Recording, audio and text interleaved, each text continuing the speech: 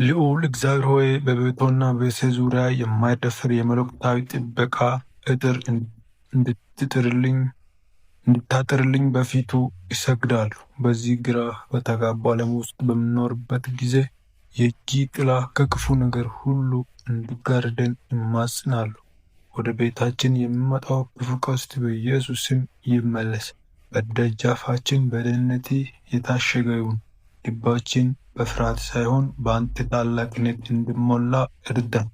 ልክ በመዝሙር 91 ከቁጥር 11 ላይ በመንገድህ ሁሉ ይጠብቁ ዘንድ መላእክቱን ስላንተ ያዛቸዋልና ተብሎ ተጽፏል። ቅዱሳን መላእክት ቤታችንን ከውጭም ከውስጥም እንዲጠብቁ አዛቸው። ይህም ቤት የሰላም የፍቅርና የደህንነት ማደሪያ እንዲሆን ጸጋህ ይርዳን። እያንዳንዱ የቤተሰብ አባል በወጣበትና በገባበት ሁሉ የእግዚአብሔር ኃይል እንደ ጋሻ ይከተላል።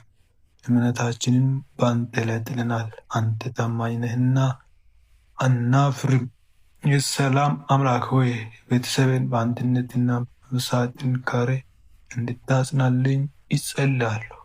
ከጠላቴ የሚሰነዘር ማንኛውም የክፋትና የመለያየት መንፈስ ከቤታችን ይራቅ።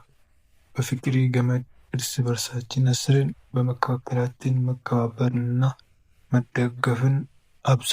የጨለማው ኃይል የቤተሰባችን ሰላም ላይ ቦታ እንዳይኖረው ጸጋህን አፍስስልን።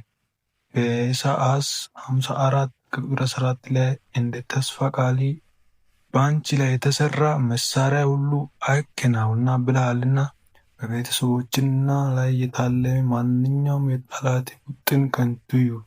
መንፈሳዊ ዓይኖቻችን ክፈትልን። ፈተናን የምናልፍበት ብርታት ስጠን። ልጆቻችንና ወዳጆቻችን በአንተ ጥበብ እንዲመላለሱ በጸጋ እንዲያድጉ አድርጋል። አንተ ጸጥተኛ ወደባችን ነህ።